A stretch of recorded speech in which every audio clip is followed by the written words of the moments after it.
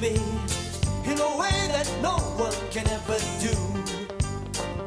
Something in the way I feel when I see her standing there makes me feel more real than the rain. Ikamalan kunzemnya, imun kunzemnya, ikamalan kunzemnya, kikita masoka. Standing on the corner, there's nothing warmer than holding her heart and close to me.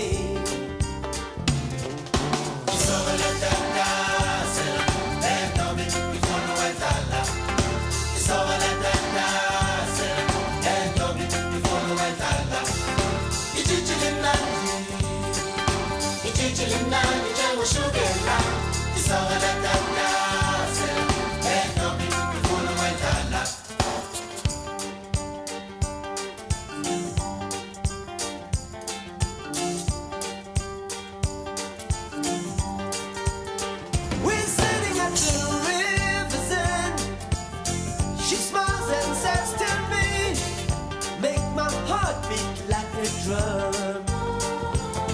Oh, time, time, time. Can we hold the line? Can I keep this picture forever? Ikamalan kunzemnya, ikunzititha masoka.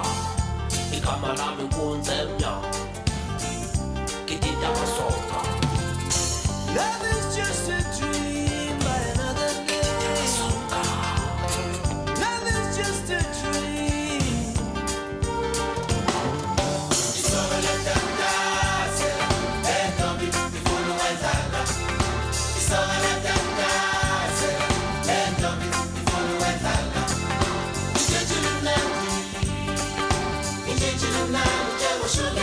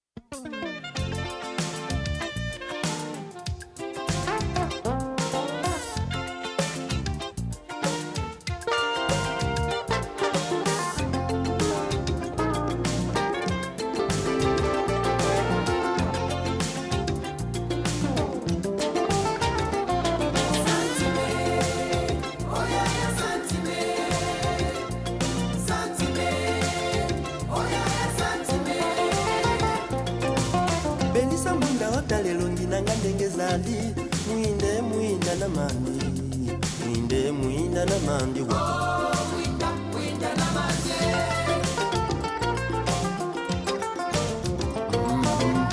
Chatubutila tata na mama nangena meno katuzonza niko Chatubutila tata na mama nilembo tukwesongane tukwesongane Johnny lembo tukwesongane Santima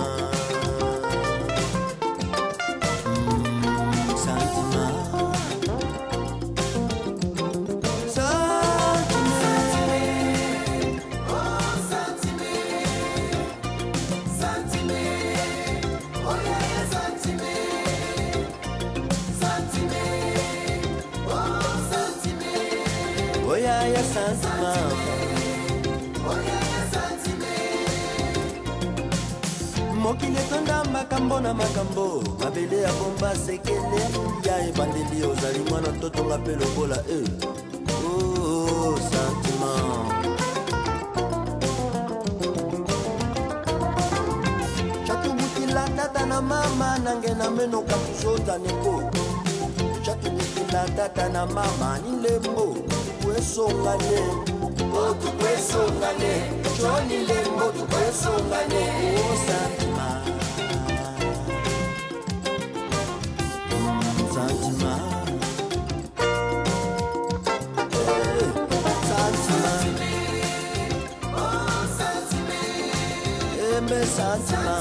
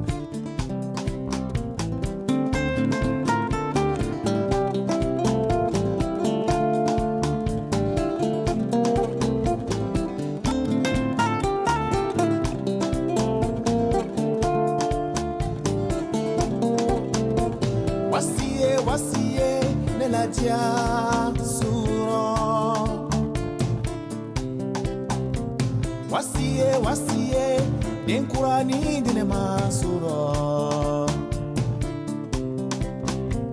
Ninkurani Yoruba kera wasiye Nimusoni Yoruba kera wasiye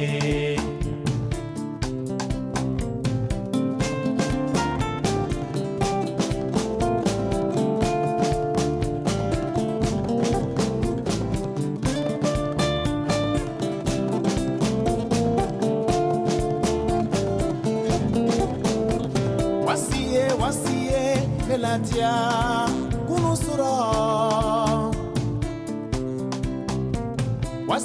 Wasiya anyogon ware dine masuro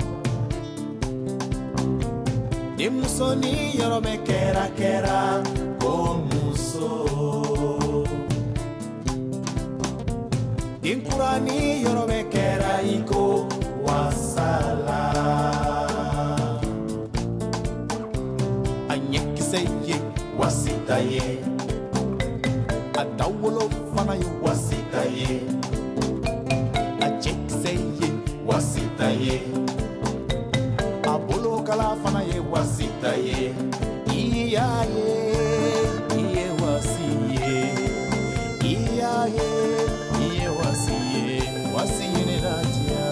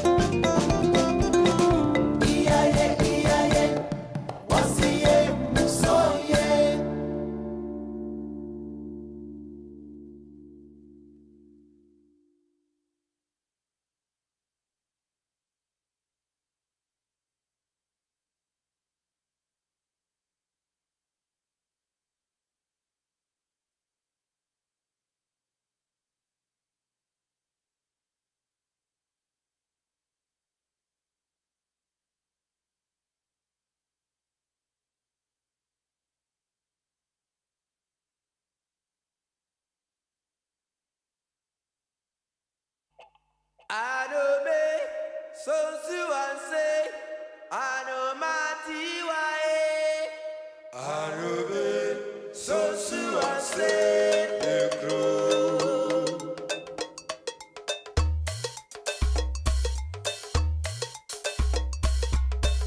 C'est un quoi, méga city, mediano.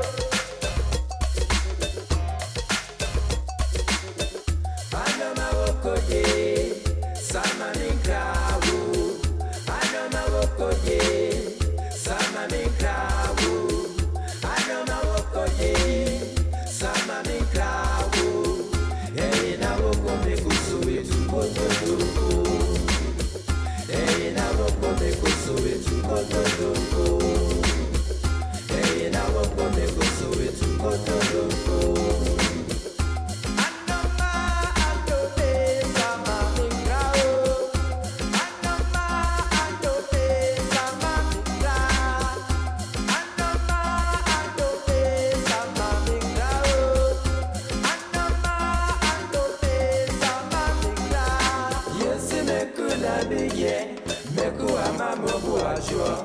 Yes, me kula bigye, me kuwa mamo bourgeois.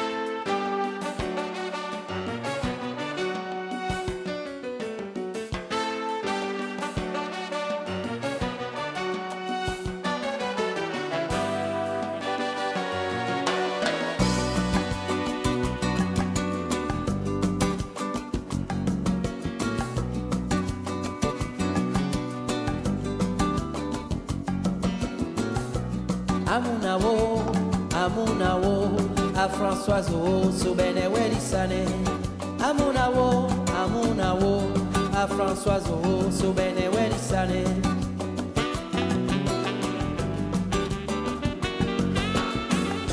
Oma busete, Boba Mongo, Pika penso dute a unulame.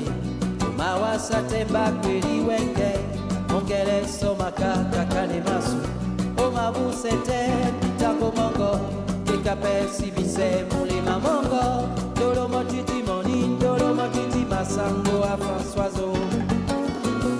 Dolo motiti moni, dolo motiti masango serene duteya. Amunawo, a Françoise O, Amunawo, keme, dolo motiti moni, dolo motiti masango serene duteya. Amunawo, a Françoise O, Amunawo, keme, dolo motiti moni, dolo motiti masango serene duteya.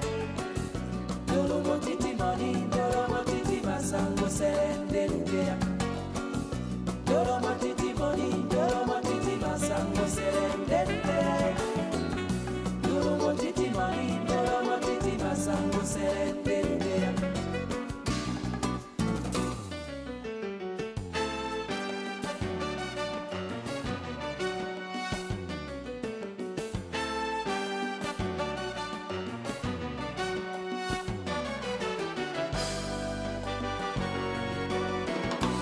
Sona wamo ditandebwa, sona wamo ditande kumpis.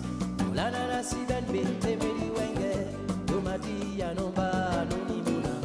Sona wamo ditandebwa, sona wamo ditande kumpis. Mulana na siben meri wenge. Hi, good afternoon, everyone. Hello? Hearing me? Good. Hi, good afternoon, everyone. Everyone's hearing me? Beverly, could you close that door? Thank you.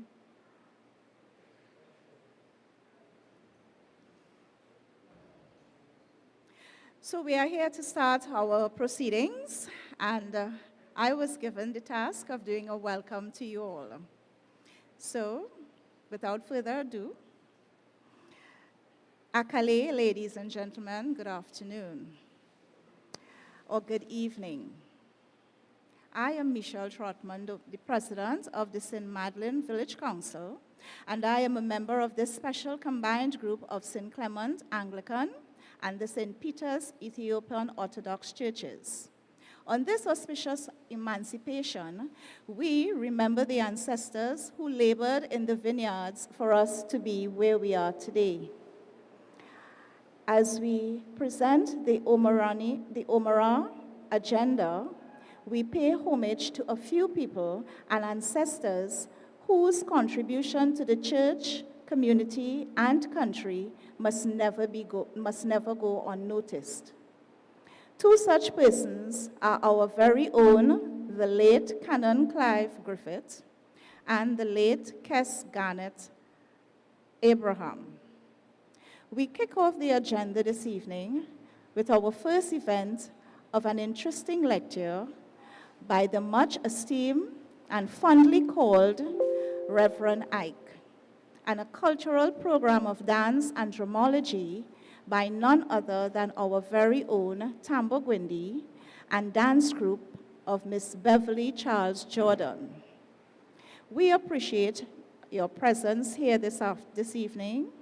We want you to sit, relax, listen, get some knowledge on our emancipation and where we have come from then to now.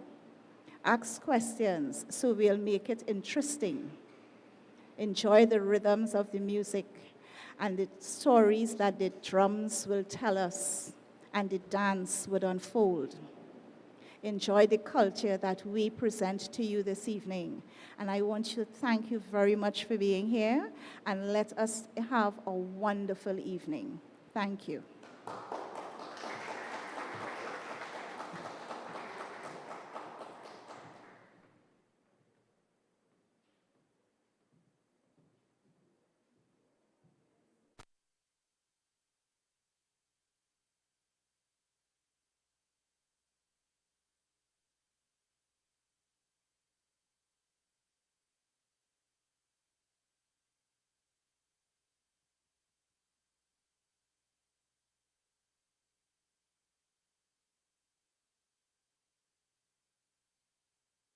do a Yoruba prayer where we are going to invite Baba or the Father into our midst.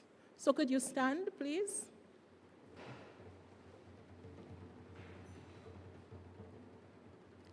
And those of you who know it, feel free to sing along. Shile kum fungwa oluwa Shile kum fungwa Shile kum fungwa oluwa Shile kum fungwa Ìwà lónìí wá, ìwà lónìí wá, má ṣe tà wá nù. Ṣílẹ̀kùn fún wa o. Amen. Ashe, ashe, ashe. You may have your seats.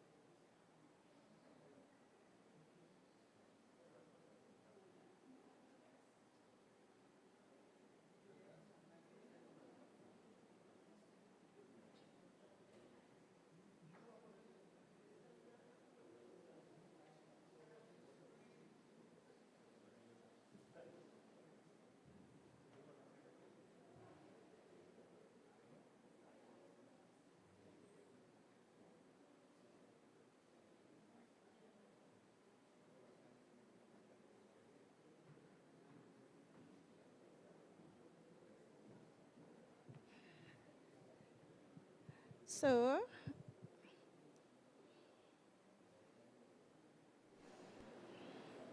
okay, thank you very much, Tambo. That was wonderful. Another round of applause for this dramology, please. It was awesome, awesome. So now I would like to invite our lecturer, our main speaker, to come and give us some knowledge, some sort of, what we just felt here. Let us see and feel it in another way with words. You can speak to him after. We can have a question and answer. So pay close attention to all the information in which you will be giving, because it will be a lot. And let's see how best we can use it. Thank you very much, Reverend Ike.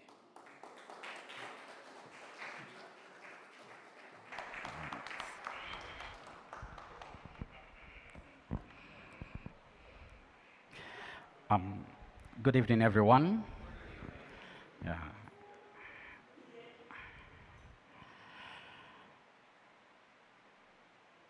I would like to start by thanking you all for honoring the invitation to be here, and also extending thanks to the St. Clement Anglican Church, St. Peter's Ethiopia Orthodox Church, and the St. Madeliene Village Council for this wonderful occasion. I'll try to speak very slow so that you can understand my accent, right? Yeah, having been in this country for 10 years and 7 months now, the accent refused to go, right? So, yeah, it refused to go. And it's like, I don't know whether I'm the one that refused to let it go or it refused to let me go. So I believe when I speak, you know that I'm, in as much as I look local, but I'm still a foreign, right? I look local, but I'm still a foreign. So by the special grace of God, today, before I start, I would like to thank ladies and gentlemen, right? Yeah, I would wish to thank you all for coming and also, making our time to be here. Actually, I want us to be lively on it. It's not something I'll be talking, you'll be sleeping, right? I believe you had enough rest at home. So today we have gathered, to reflect upon and celebrate a crucial chapter in our shared history. A history that you and I have shared together, right? So that is why we are here to discuss a little bit about it. And I know there is nothing new that I will tell you. You must have heard about emancipation and heard about different lectures, different teachings. So today I will just bring a little from Trinidad, because I like telling people I'm Trini from the bone. Yeah. And also go back to the motherland and bring a little bit and join it together. So today, as we commemorate this significant milestone of 186th Emancipation celebration, we are reminded of the struggles and the resilience of our ancestors who paved the way for our freedom we cherish today. All right? So, and I saw what we have here, Ominira, and we all know that it talks about freedom. Ominira talks about freedom. In Nigeria, we have different ethnic groups. We have 3 major ethnic groups in Nigeria: the Hausas, the Yorubas, and the Igbos. So Ominira is one of the ethnic groups in Nigeria, which is the Yorubas. So if you look at me, I refuse not to dress like a Yoruba today. I dress like an Igbo man. I'm from Igbo tribe. We call them the Bite of Biafra. The Bite of Biafra. If you go online, Google it, you will see it. So some slaves were also sold from the Bight of Biafra. So, and we'll be looking at a theme or a topic that I termed an insight into the African diaspora and what emancipation meant to the diaspora and how far the diaspora has come since emancipation, right? An insight into the African diaspora. We will find out what is the meaning of diaspora, how do we connect it, and what emancipation means to you and I, who are in the diaspora, and how far the diaspora has come since emancipation.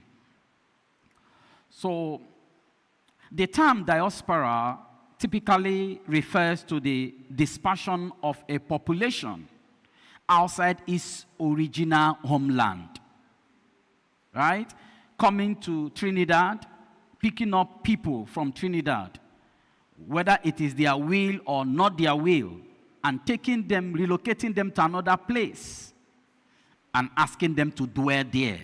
So that place they become diaspora. So, and when we say African diaspora in the context, it refers to the descendants of Africans, you and I, who were enslaved, throughout whether we want to go to America, Europe, and other parts of the world during the transatlantic slave trade. So all those descendants from Africa. Now, when you come to Africa, some think Africa is a country. Africa is not a country, it's a continent. Very big, very big. You can't grasp the whole culture in Africa. We have about 53 countries. And when I talk countries, I'm talking about countries. Trinidad is an island, not a country. Yes, permit me.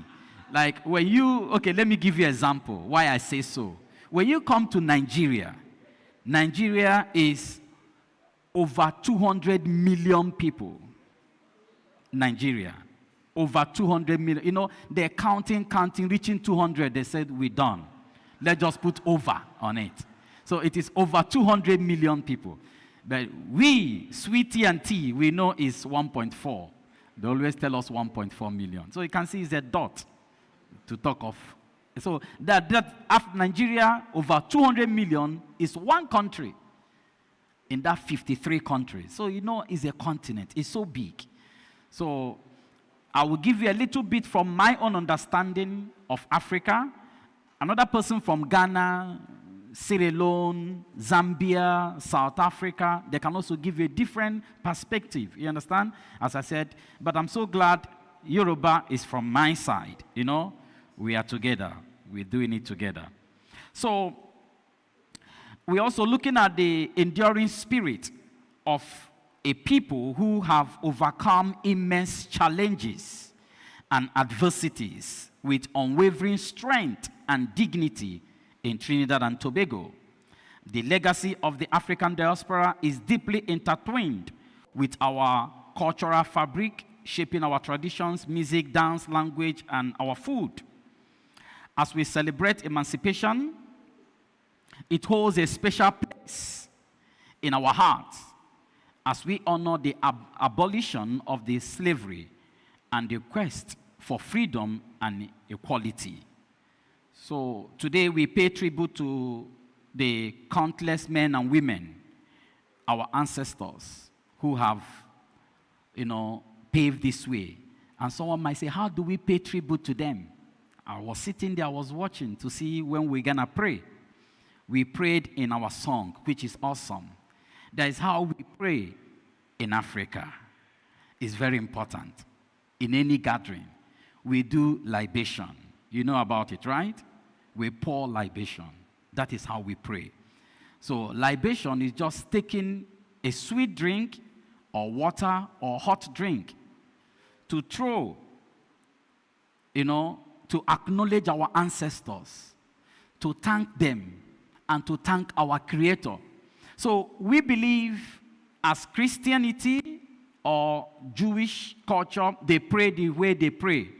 We acknowledge our ancestors and also acknowledge Chukwu Azuakoemu, which is God, that he is the creator of heaven and earth.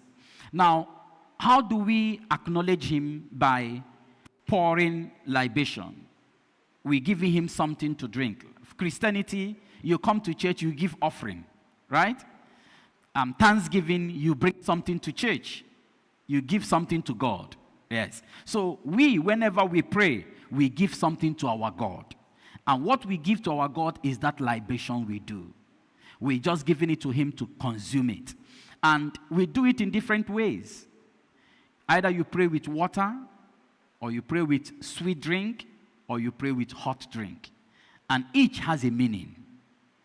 Now, when you are praying with water, pouring libation, thanking God, calling upon our ancestors, you're just thanking God for the nature, how he has blessed you.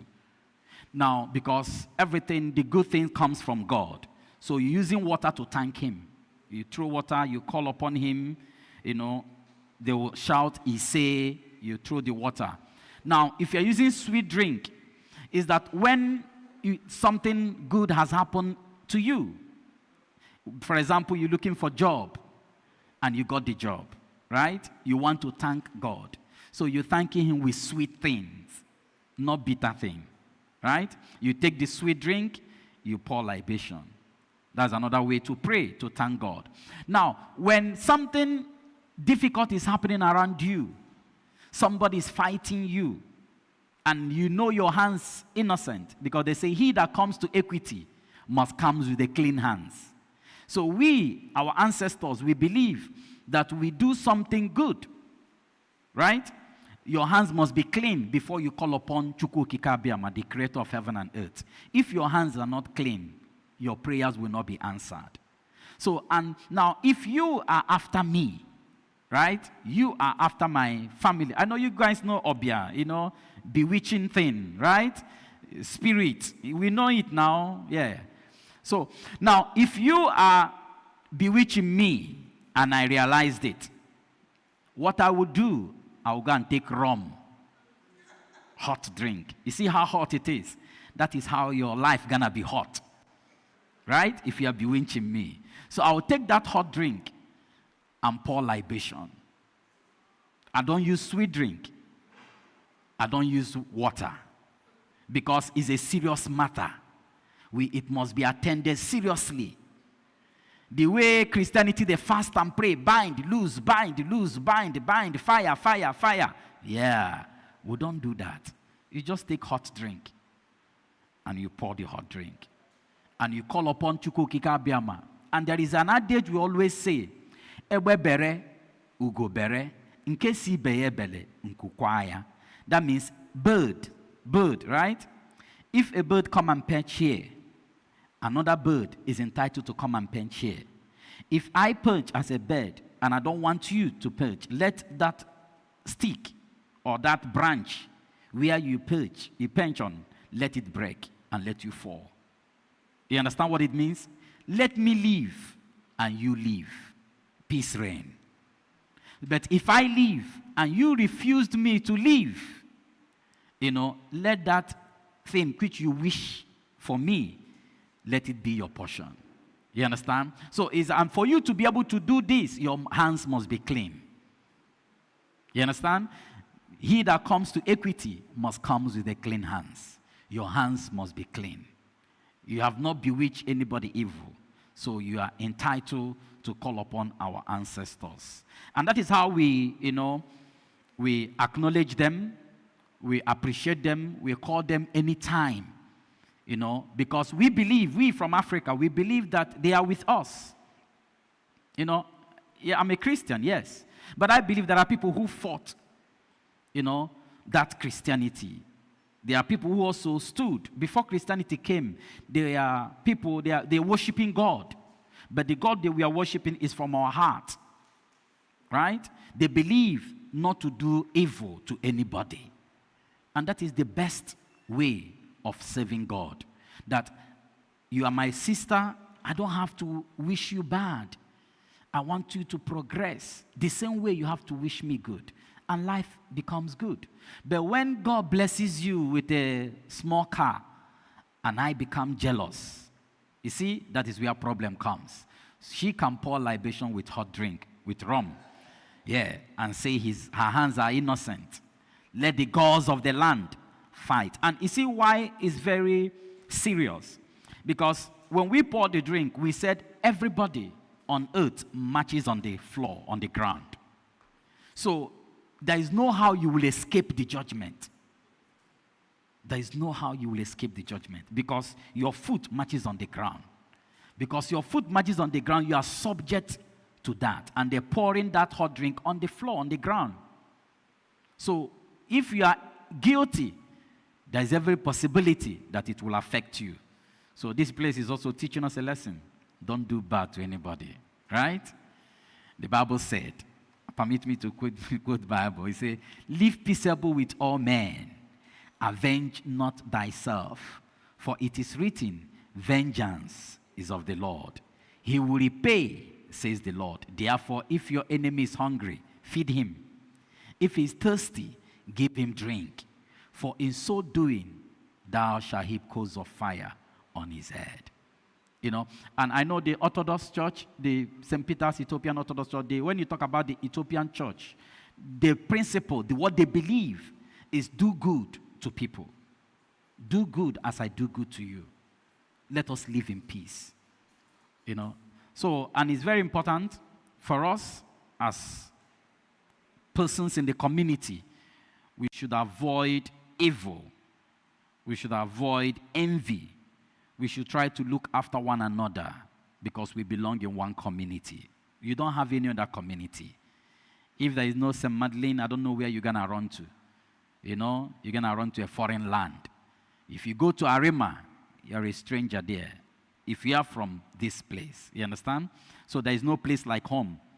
So we have to take care of ourselves and live peaceable with all men. So their sacrifices and courage have left an indelible mark on our society, inspiring us to uphold the principle of justice and equity for all.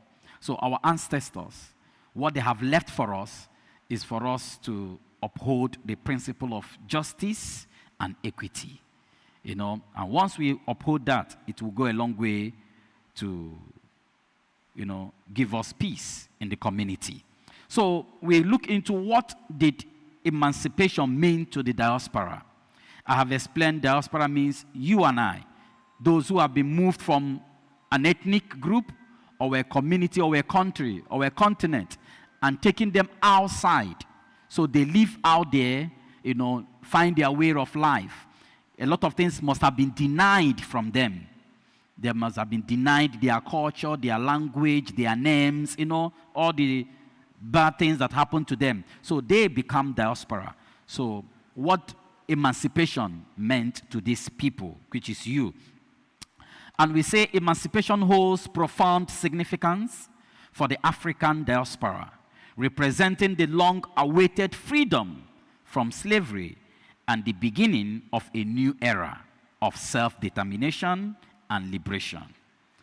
So Emancipation Day, you know, celebrated in various countries that were one part of the transatlantic trade, slave trade, commemorates the abolition of the slavery and the emancipation of enslaved Africa.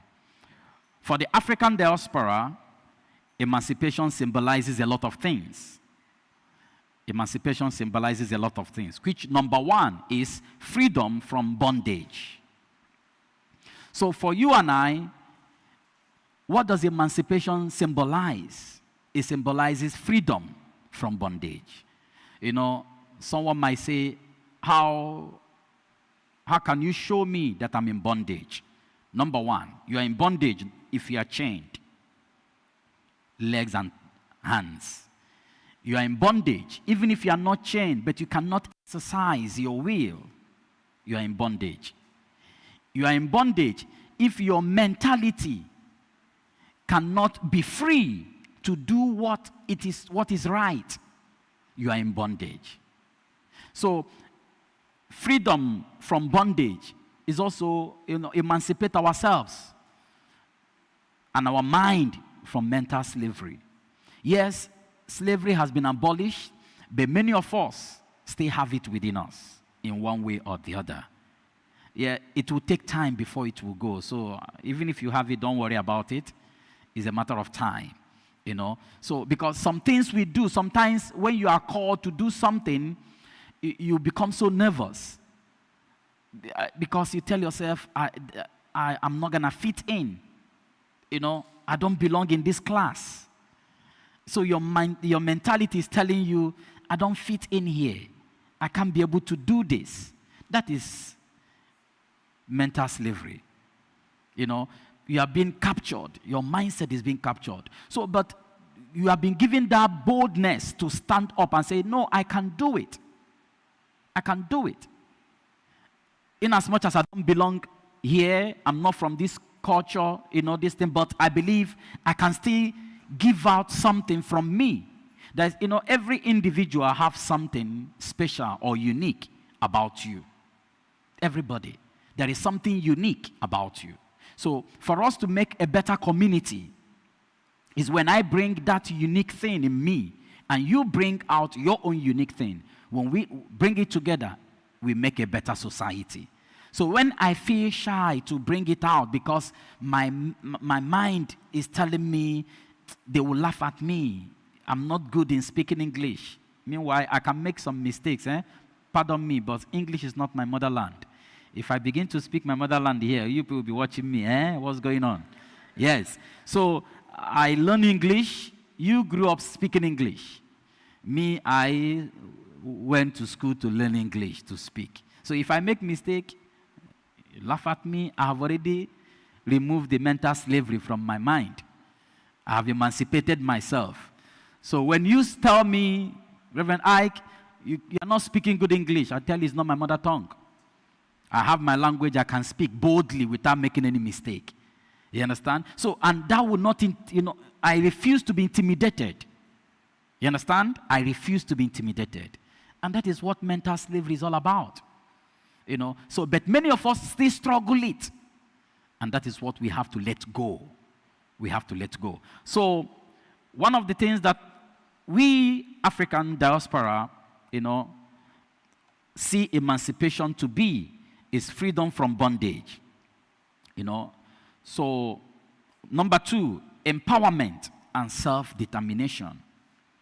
Empowerment and self-determination. Emancipation empowered formerly enslaved individuals to take control of their lives, make choices about their future, and strive for equality and justice. You and I know that the government of Trinidad and Tobago was the first country that on the August 1st, 1985, you know the story, right? Was the first country, in the whole world to mark Emancipation Day as an official holiday. Right? We know that, right? Okay, in 1985, August 1st. So we mark it. So other countries were like, what is happening there? What is so special about Trinidad and Tobago? Why must they be the first country to acknowledge this emancipation that has been celebrated for years?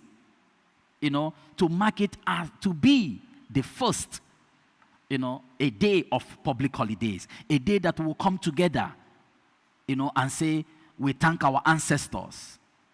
We appreciate their work they have done for us.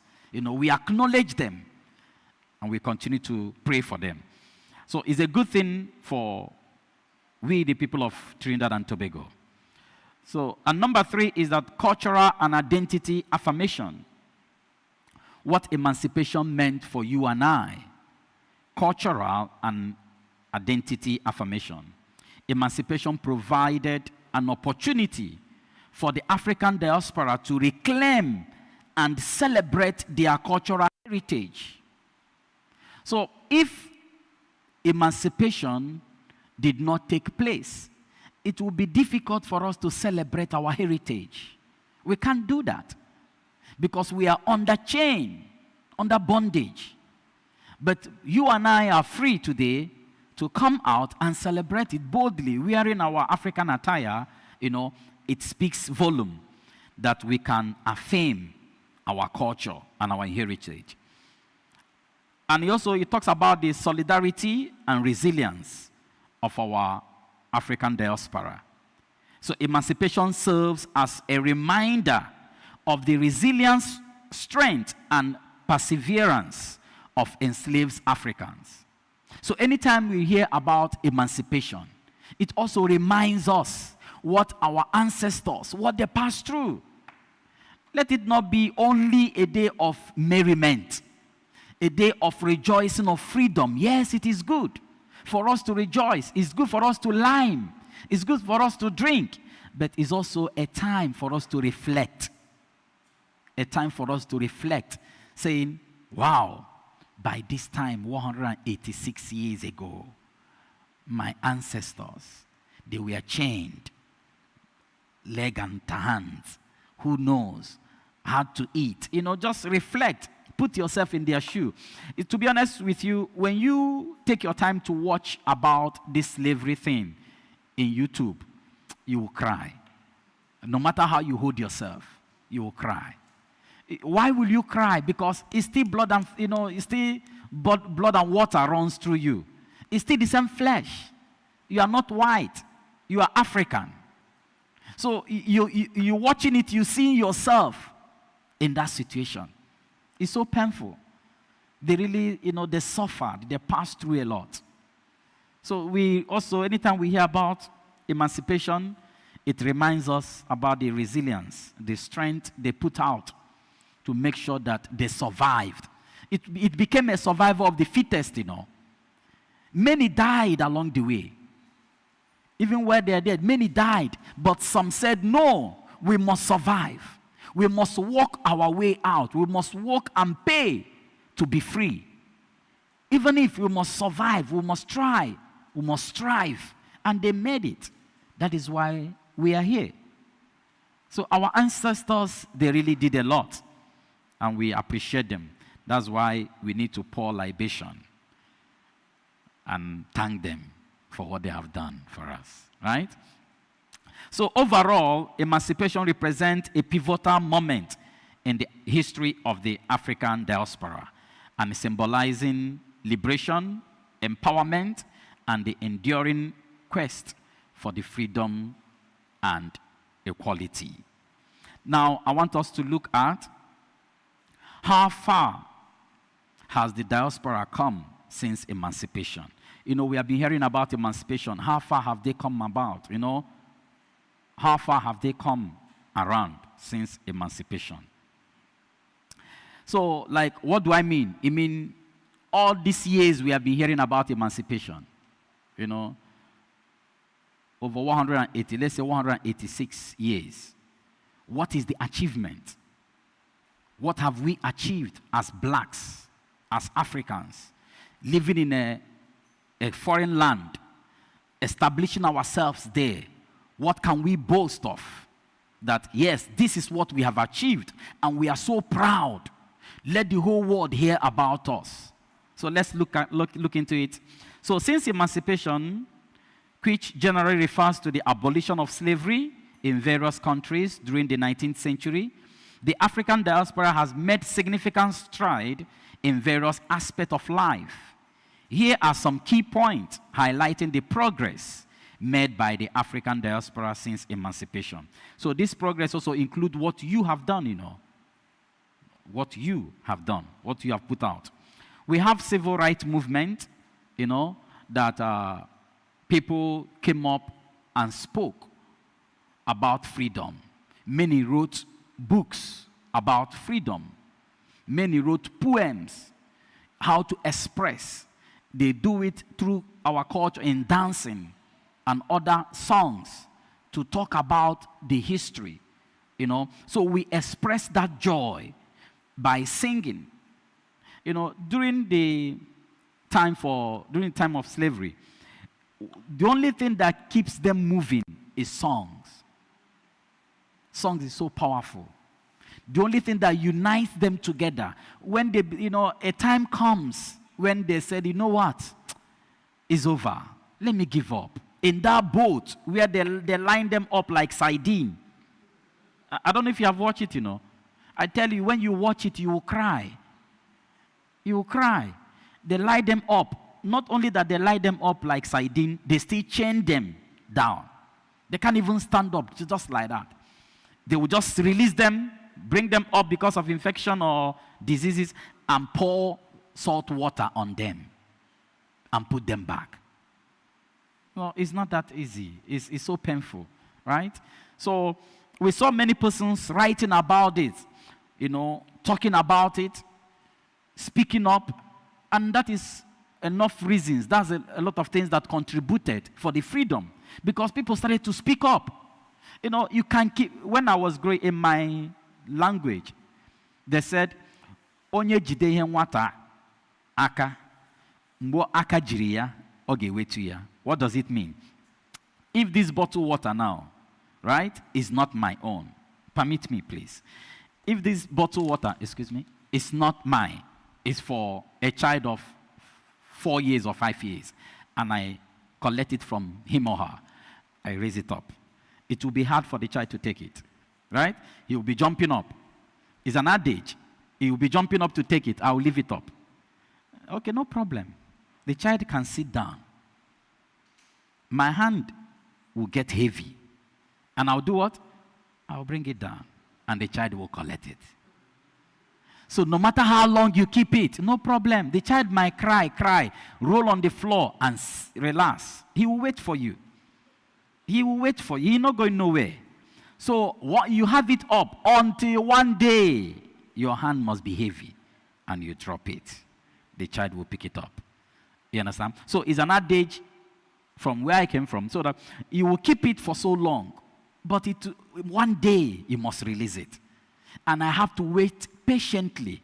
So we saw our ancestors waiting patiently for their freedom. They fought for it and they waited patiently. And finally they got it. They got it. So we know some persons from America, who tried. James and Maya, a lot of them wrote novels and books about civil rights. They are civil rights activists, trying their very best to speak up about the calamities and evil that is being done to Africans. So, and thank God, people heard them and they moved on. So, number 2 achievement is cultural contributions. Cultural contributions. You see, taking people from a unique culture, moving them from a different culture. Now, trying to impose your culture on them. And you start by changing their names. I'll look at you. Your name is Ikechukwu. And I'll look at you and say, okay, from today your name will be Peter. You say, but boy, what's going on? Where is Peter coming from? But that's it. And that's it. From that day, your name will be Peter. You will see Ijoma. Ijoma means good way. In every African name has a meaning. Ikechukwu means God's power. Ijoma means good way. Like when your mom conceived you and they gave birth to you, doors opened. Your father must have been looking for a job. Finally, he got the job after they gave birth to you. So they will name you Ijoma, good way. You brought blessings to them. So, and they will just change it and give you a name that don't even have a meaning. You don't even know what it means. Many of us, if I ask you the meaning of your name, I believe you don't want me to ask you that. You understand? It will be so hard. So, even in the Bible, let's go back to the scripture. Biblical names have meanings. They have meanings. So that is why it was easy for them to translate those things to English. It was easy because they know the meaning, they will not be able to translate it to English. So knowing the meaning of your name speaks a volume. There is a Bible scripture that talks about a man that things were so difficult for him. And because of, a mother who was pregnant, because of the pain she got during the pregnancy, she named the child out of that pain. You know, and when the child grew up, understand things are not moving for him, he changed his name. He changed his name. He said, no, this name is not working for me. This name is pain, is sorrow. Why must I be bearing sorrow all over and be going? Sorrow, yes. Sorrow, yes. No, it doesn't make sense. Call me peace. Call me wealth. Call me riches. I will answer because it will follow you. Whatever you call your puppy, that is what it will answer. So if I call you bad luck will follow you. You understand? So, and the Bible said, the man, no, I won't answer this name. I have to change it. Jabez. You understand? So out of pain, Jabez was conceived, giving birth. The mother said, because of what I passed through, your name shall be called Jabez. And the boy, things began so bad for him. But I thank God he reached to a level that he began to understand that something is wrong in my life. And it will start from my identity. And that is why I love the Emancipation. Always reminds us who we are, our identity. That is number one. The first thing for you to acknowledge who you are is know your identity. And knowing it is by your name. So Jabez said, no, I will not answer Jabez again. He changed his name. And after he changed his name, things began to go well. So after you leave here today, please try to find out your meaning of your name. And if that name is not going good for you, change it. Yeah, you are permitted to change your name. Answer sweet name, answer lovely names. Things will go well. You understand? Because you can't be calling me bad luck every time. You know, you're reminding me that I'm bad luck, and it will follow me. But if you call me sweet names, it will be a dragnet. It will be attracting good things to you. Right? So, we're looking at those cultural things that was contributed to us. We have done. Members of the African diaspora have made significant cultural contributions. Number one, in the field of music. You know, we use music to express ourselves. Bob Marley, you know, he really advocated for unity. He's the one that told us, emancipate yourself from mental slavery, right? Because he really understood that in as much as we have been released, you know, we are still behaving like one who is enslaved. So he said we should emancipate ourselves and preach his song. And he also asked us as Africans, you know, who came from different, if you can trace it back, some of your ancestors came from Ghana, some came from Nigeria, some came from Sierra Leone. Don't forget this thing, all you saying you came from one place. No. It's not like that. It was scattered. But they bring them together.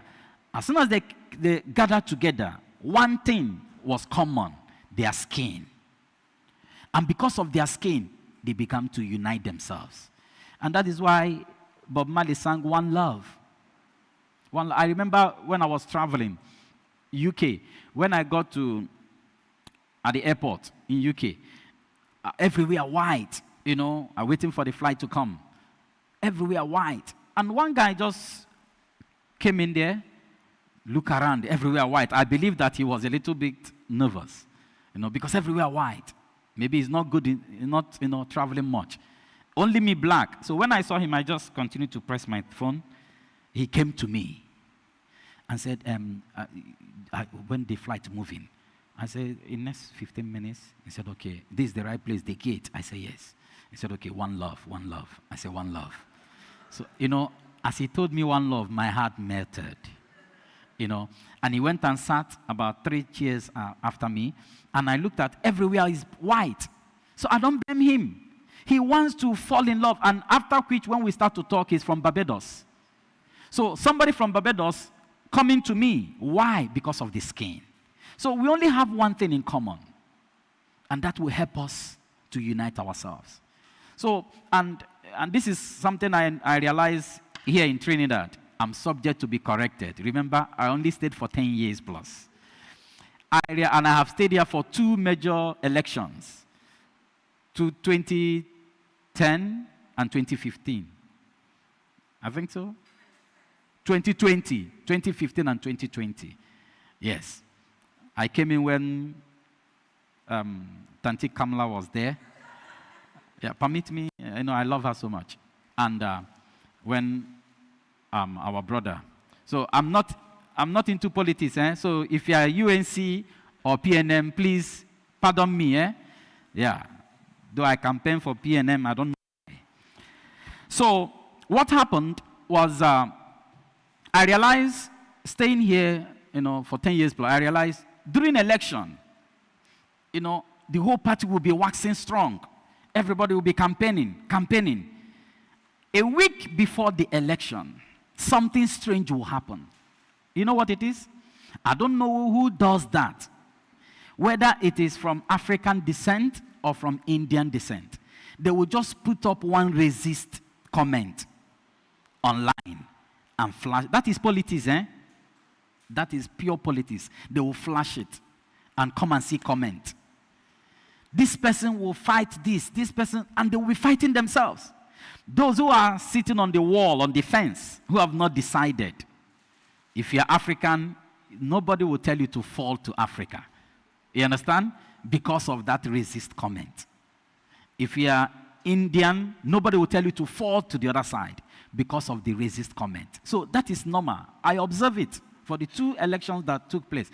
Don't worry, the next one that will come, you will still see it. You will see somebody will put that those things are fake. Nothing like that has happened.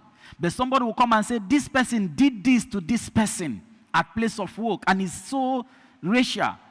They will put it up online, and they will start to fight. How many of you have noticed it? You're not from Trini? All right. Maybe I'm Trini to the bone, past you, All right. So that is one of the things, and also it divides us. It divides us. It's not good. So Afro-Trinidadians have helped to shape the island's culture. And having said that, I want you to clap for yourself now. You didn't hear what I said? Yes. So the Afro-Trinidadians have helped to shape the island's culture. It is a major influence on our carnival, where you have it, our calypso, our soccers, and our step hands. And it goes a long way to unite us together. And we have our drums from Real Africa. They beat so good. I can also beat it nice. Yeah, so I love them. They got it from the Yoruba. We believe that Yoruba tribe, gave it to us, but it's good, So in sports, we have done well too. African diaspora, Serena Williams representing us in sports. She have done well, both from Jamaica, trying. All these are achievements of Africans, black, what we have achieved. So in masquerade, we know about Kumbule. How many of you have heard about Kumbule? Kambule. Have you heard about it? Yes. So, is who can tell me what it is? Huh? Microphone?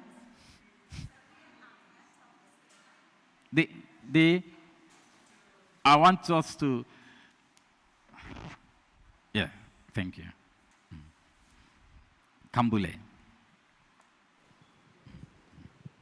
It's a reenactment of these riots. The? Slavery riots. Slavery? And the riots. Riots, okay. Next person, anybody? Anybody? Daddy want to tell us. The Kambule has emerged from the freedom of the slaves, and as they were freed, they took to the streets. Awesome. And brought a sense of freedom and happiness. Amen. And that emerged from the foothills of which we now call the city of Port of Spain. Mm-hmm. And they emerged throughout the city of Port of Spain and letting everyone know that this is how we are to be free. Freedom doesn't come easy. And when we had achieved the freedom, this is why it had started on the edge of the river. You would say it comes from the foothills. Mm-hmm. Okay, the foothills of the foothill of the Lavendale Hills, and it's right down where Observatory Street, and you go all the way up to St. Paul Street and right around to the Savannah where you had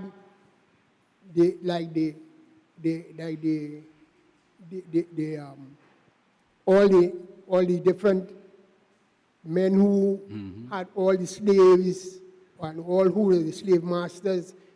And when they started rioting, they decided that all the people, wherever you are, and whoever you were, and wherever you are, come out onto the street. We have been emancipated. We have been freed. And this is where today, every year, I am so thankful, I am so happy that I am still alive today, that we can celebrate this day. Because this is a joyous day for us black people. Us black people. Because Port of Spain was never to be. Because if you look at the names in the streets of Port of Spain, it has only the slave masters' names. Yeah. And we are to be joyful because we have been emancipated. Thank you. Thank you. Clap for him. Awesome. That is beautiful. Beautiful. Yeah, I good with the answer. Yeah, that is what it means. Kambule means is a Congo language. Is a Congo language. I'm so glad to see our senior citizens, who, you see how he spoke with passion. You understand? He spoke with passion because he has been a part of it. He knows what it is, it means parade. It means parade. And this parade is being done with torchlight procession. Torchlight. They use anything torchlight, to process. They move around in the night, reclaiming their freedom, shouting, rejoicing. It's so nice that it's like how we're going to do the parade. When is that day? We're moving from the church to St. Clement on the 3rd, yes. That kind of parade. There was music. There was joy. They used torchlight. What is the symbolism of torchlight? Light. Wherever there is darkness and light comes, the darkness disappears. So darkness represents that slave. You understand? That light has come, and we have to embrace that light. So they use torchlight to run on the street, dancing, joy, celebrating, moving in the capital city, moving from street to street, dancing and celebrating. That is the meaning of Kambule. Yeah, for the interest of the young people that are not familiar with it, I believe you must have heard it, and I believe time will come. You have to speak with passion. How Daddy spoke with passion. Because it is us. It is our culture. It is we.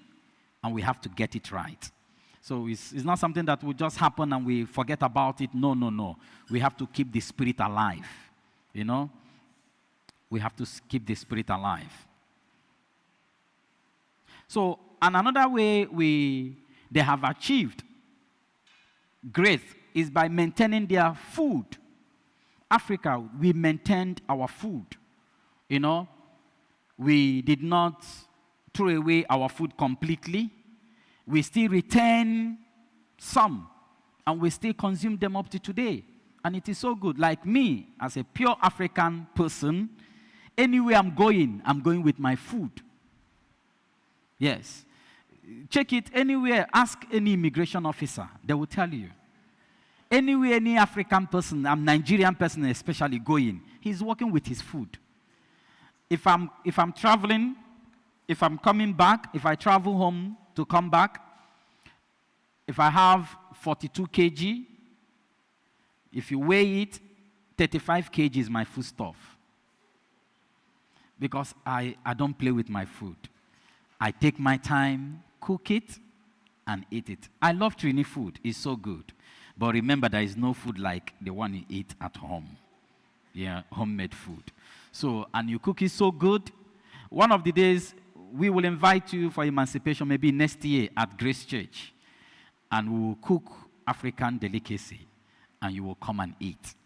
I'm sorry I didn't say St. Clement. Yeah. So we maintained our food. It's very, very nice. Like some of the food were also transported, like what you call edos, right? We call it ede. You understand? We call it ede, and you call it edos. And I believe that it was ede, but because of how we moving from one generation to the next, they start mispronouncing it and start calling it edos, and it become edos. But it is ede. And we cook it the same way you people cook it. Awesome. We cook it. And we also use it to stick in our soup. Like that's what I ate last night. I went and bought the edos, boil it, remove the skin, pound it, put water, put palm oil. How many of you know palm oil? Yeah, palm oil is so sweet. I wish you would experience it. It's one of the best fruit that nothing waste, nothing from the stem waste. So you put palm oil, put your crayfish, put your meat, assorted types of meat, then throw in the pounded edos. It will now melt and thicken the soup. And you put your vegetable and you bring it. It's done. You make your fufu. Now we can't get fufu here, but I use cream of wheat and make it to be fufu, and you dip it and you take it. It's so nice. So that is our food. Now, maybe if I'm eating it now, you'll be watching what is going on. But I believe when you try and test it, every day you'll be calling me to prepare it for you. Yeah. And also we have some similarities, like the jollof rice we have, you have your normal rice. It's the same, but the only difference is that we don't put in some like ketchup and all the rest of them, barbecue sauce to wetting it up to eat. We just prepare everything inside that pot. Jollof rice means everything in one pot. So you put the fish, put the meat, put everything, and cook the rice. Fresh tomato, tomato paste. You wonder which food do you put in fresh tomato and also put in tomato paste.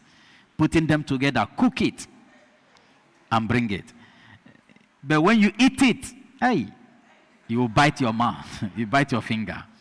The same thing what you call pilau. Yes, we have it. Rice with black-eyed peas. We normally use black-eyed peas to cook it. What you call pilau. It's so nice. It's the same. So we have maintained our food. Plantain, we have it there, you have it there. So anybody coming from the motherland to Trinidad doesn't need to travel with plantain, because it's the same plantain. Yeah, the same dashin, we have it there, the same thing. So our food has inspired us a lot, and it's so healthy. Our food is better than KFC.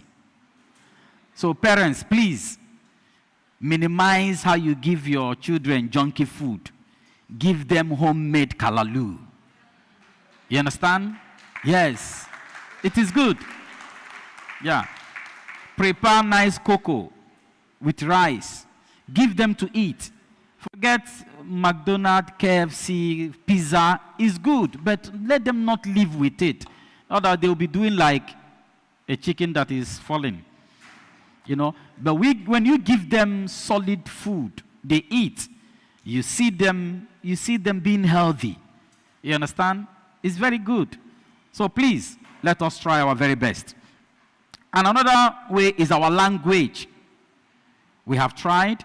Scholars have noted that influence of the Yoruba people on Trinidad and Tobago also, I was so impressed when our sister was, singing a song in Yoruba language. It's so nice.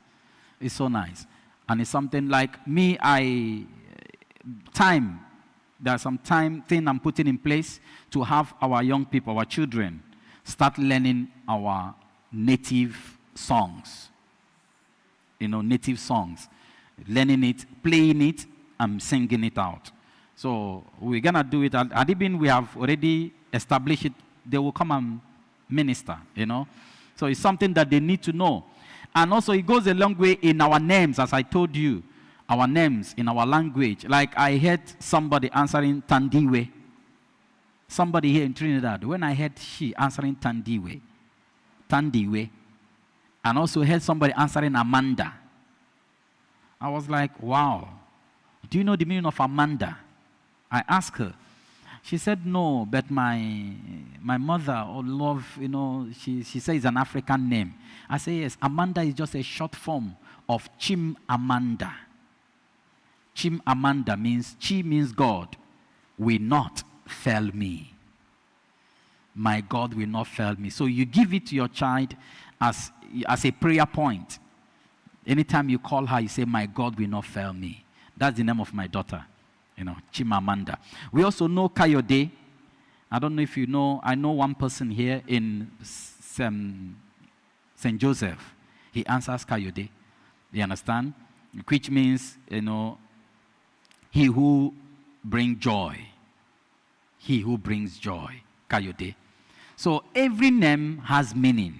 As I said, so we should try and find out our own names and meaning. So our attire, what we put on, is also speak for us. It tells who you are. Like what I have now, as I said, is an bite of Biafra attire. Now this cap I have here has a meaning, but you might not know. But any person from Biafra land comes in, we know, understand.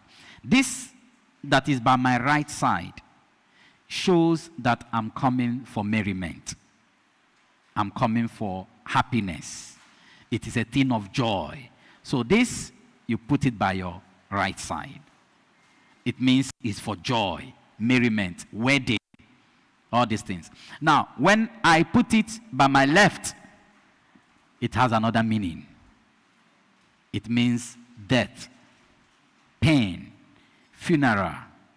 So if an elderly person like our daddy have this now and he's going for a funeral service, he will put it by the left. If he's going for burial. So anybody that sees him will say, hey, what happened? Who died? You understand? He doesn't need to tell you. You already know that he's in pain. Now, if there is war, when I mean war, somebody is not doing well in the community, and the community wants to summon the person, they send the elders. Like, for example, somebody is disturbing in the community, and there is commotion in the community, and they send the elders to go to the person, to bring the person to the king or to the chief. This will come in front.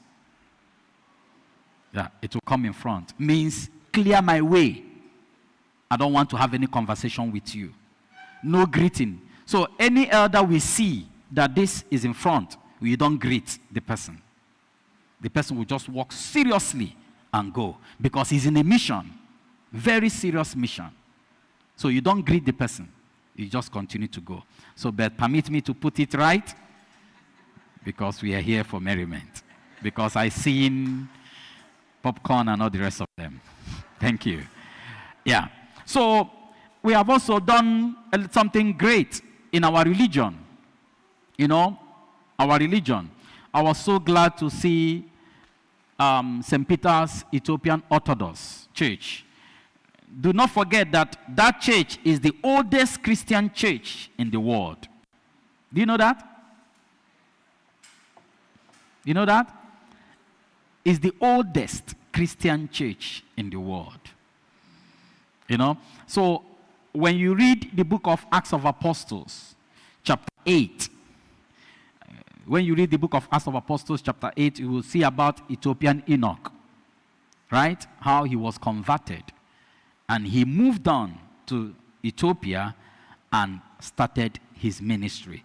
And the ministry, after AD, 38 AD, after the death of Christ, 38 AD, the ministry arrived and it started, it kicked off. So it becomes, before then, Ethiopians were Judaism, which was brought to them by Queen of Sheba. Queen of Sheba. He's the one that brought Judaism for them.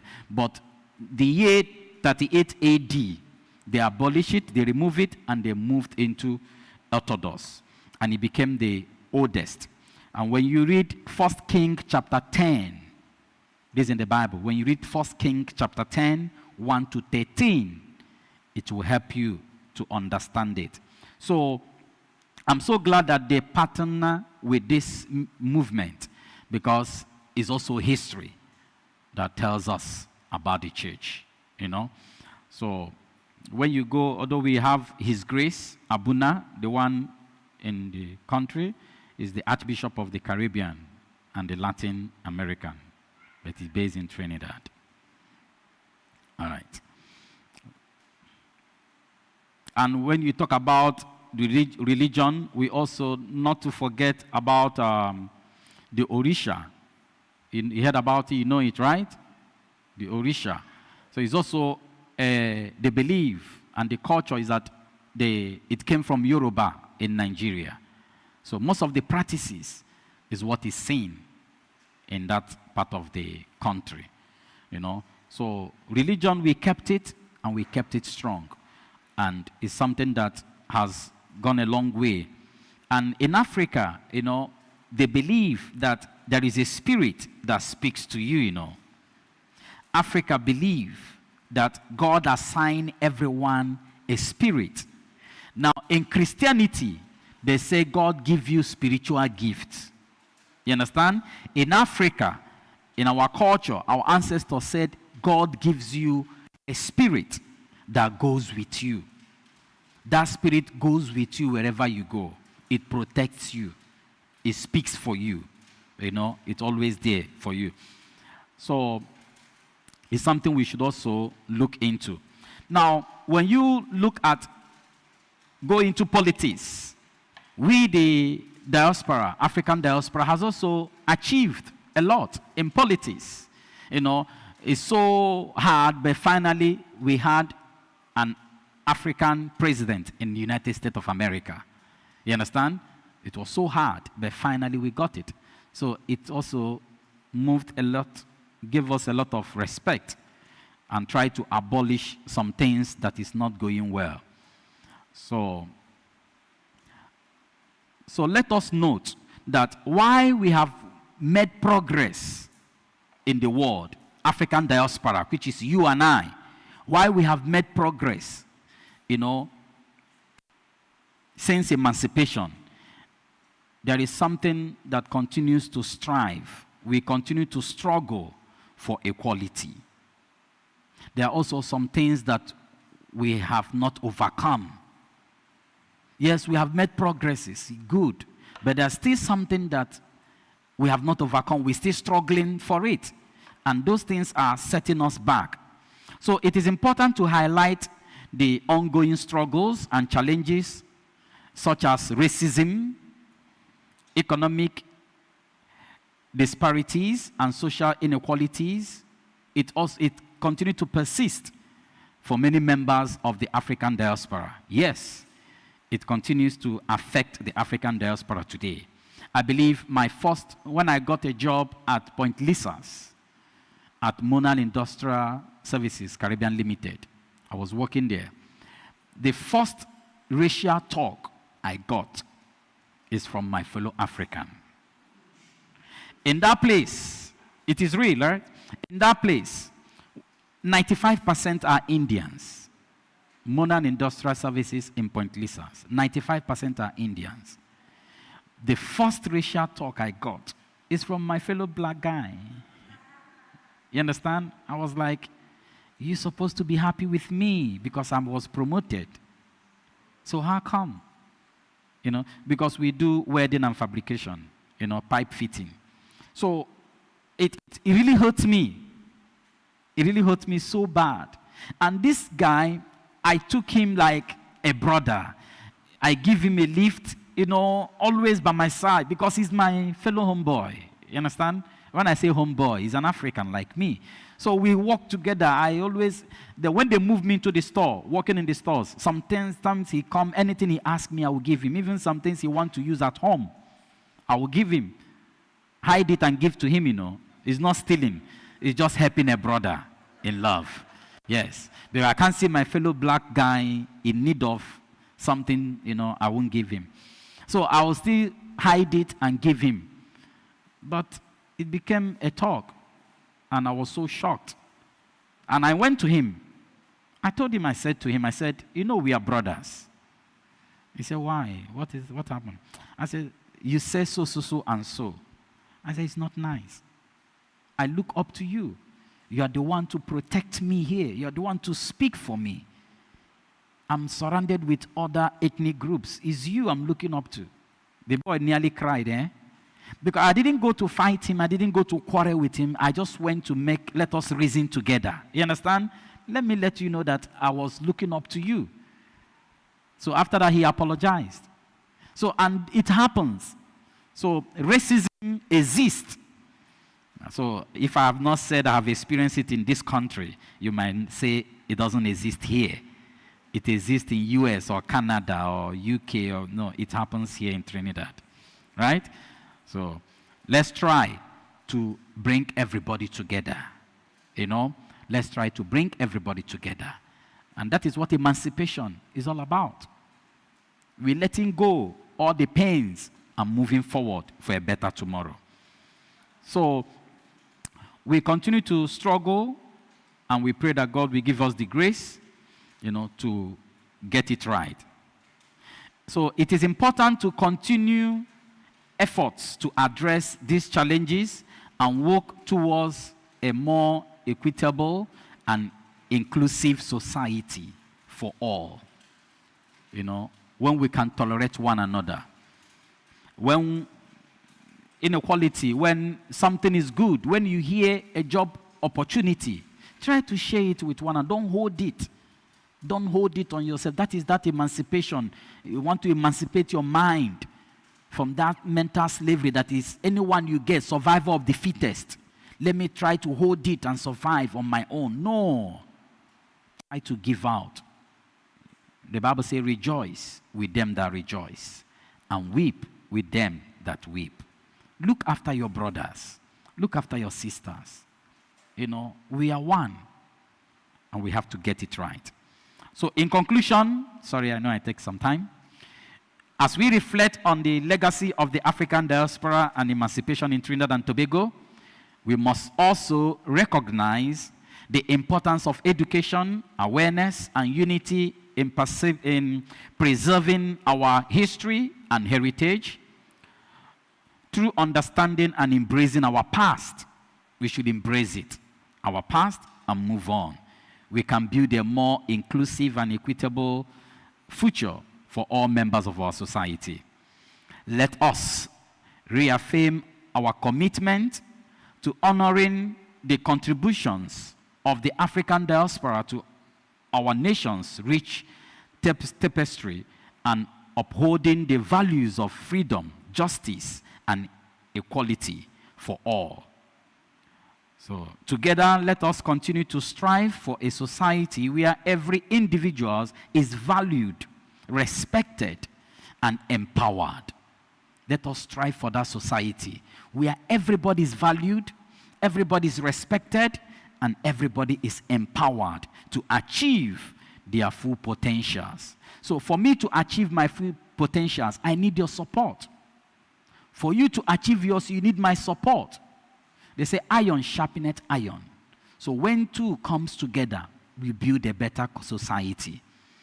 So let us remember the words of Nelson Mandela. You and I know him from South Africa, one who fought for the freedom, one of them during apartheid, who said, "For to be free is not merely to cast off one's chain but to live in a way that respects and enhances the freedom of others. Take it again.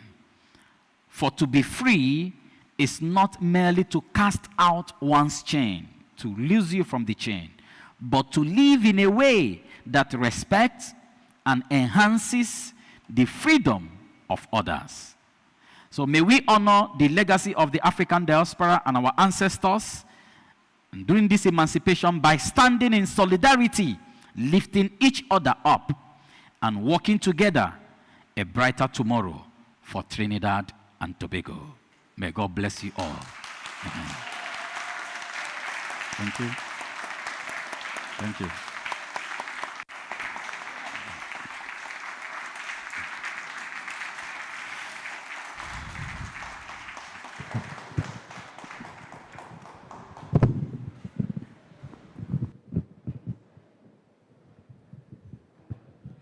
Wow, wow, wow, wow. That was a lot.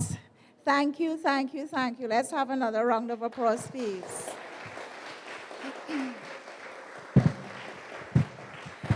We have heard so much, and I'm quite sure there's a lot for us to take in. And I pray to God that, we would start to at least implementing some of the things that we have learned here today, because as Africans and as Black people, we are supposed to unite in every way possible to be stronger. And when Africans start to unite, how everybody just get frightened. So I want you all to understand the strength and the powers that we have, and as a people, as a oneness, we can get so much more.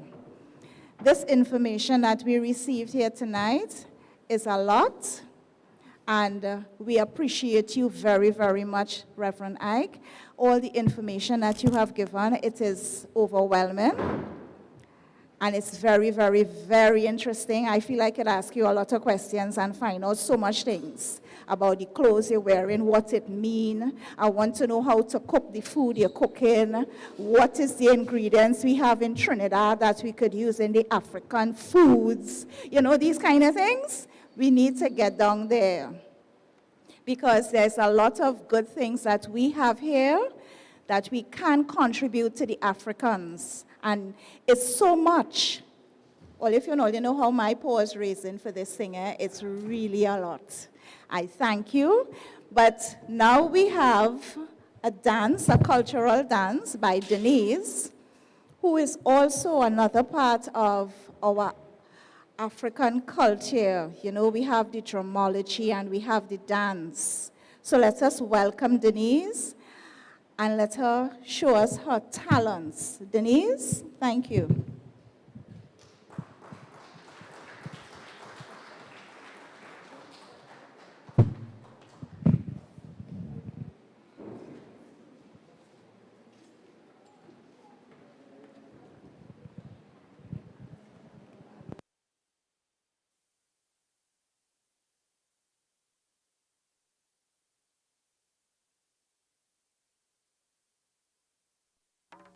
Tia kokole kokole kokoye kole.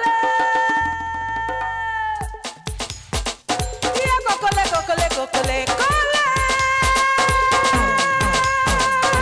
Island nitiwa. Niteko jo nitewa. Island nitiwa. Niteko jo nitewa. Island nitiwa. Niteko jo. Island nitiwa. Nitewa. You have to move. You have to move.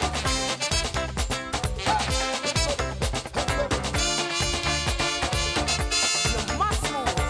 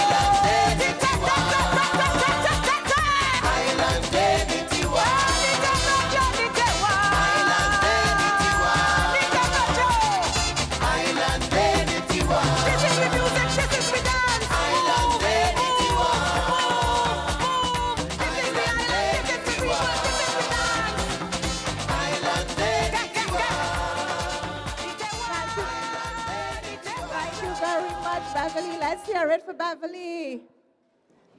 Let's hear it. Let's hear it. So Reverend Ike. I have a question for you. That dance was the dance of merriment, right? Good. So we are wait on the right side, right? Nice, nice. So now we're having a little more festivities with dramology. We are going to have some tempo here now, right? So let's have it with Gwendy and the drummers.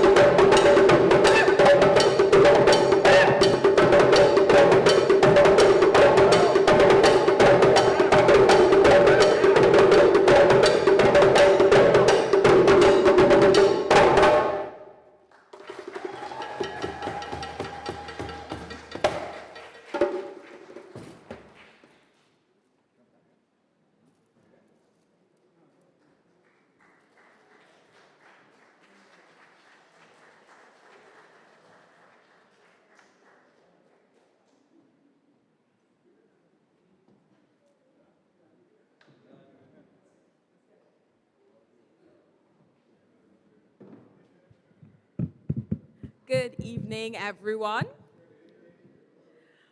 Unfortunately, we have come to the end of such a wonderful evening.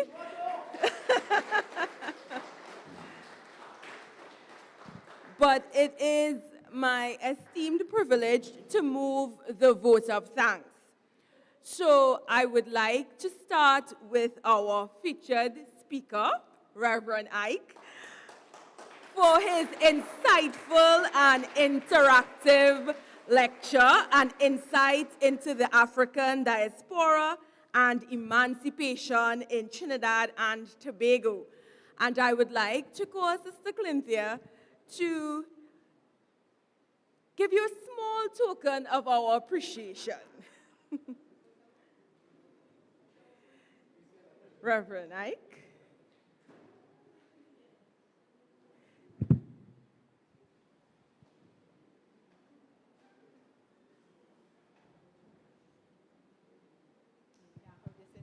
Anglican Church, the St. Peter's Orthodox, Ethiopian Orthodox Church, and the St. Madeleine Village Council. We would just like to present with a small token of our appreciation for a wonderful and inspiring lecture, and we appreciate it very much. Okay.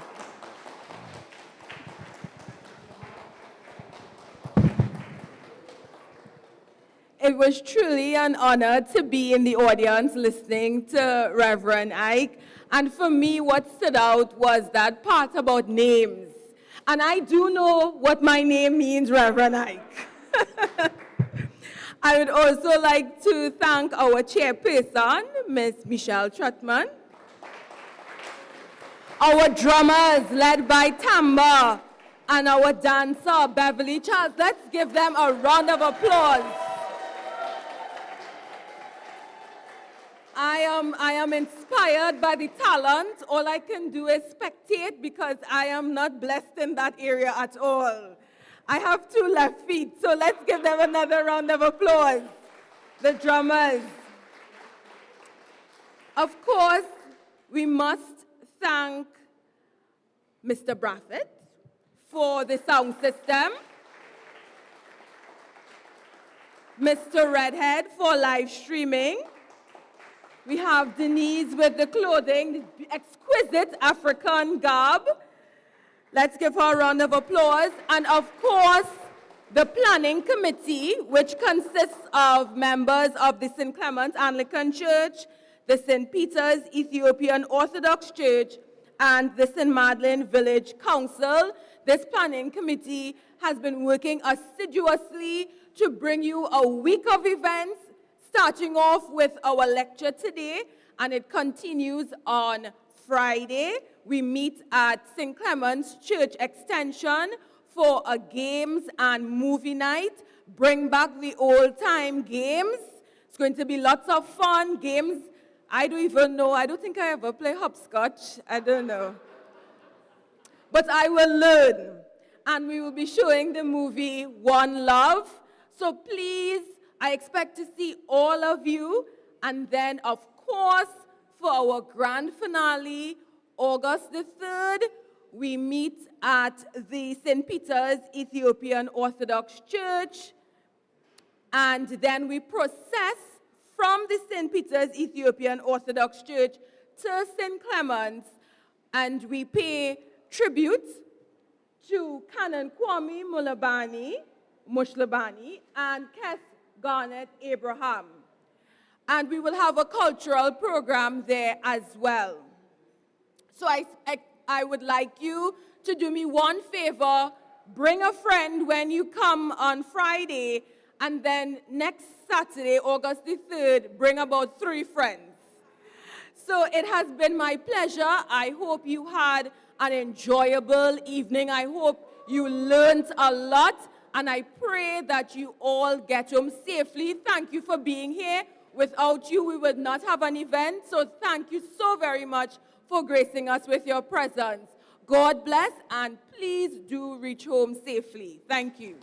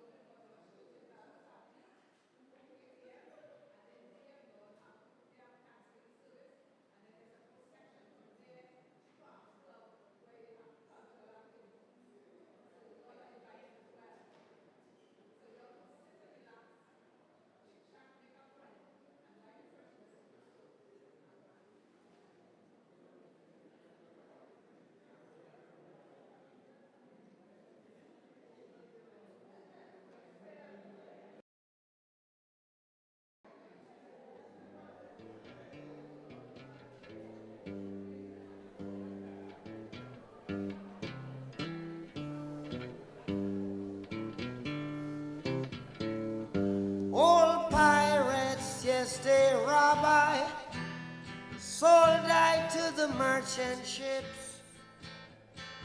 Minutes after they took I from the bottomless pit, but my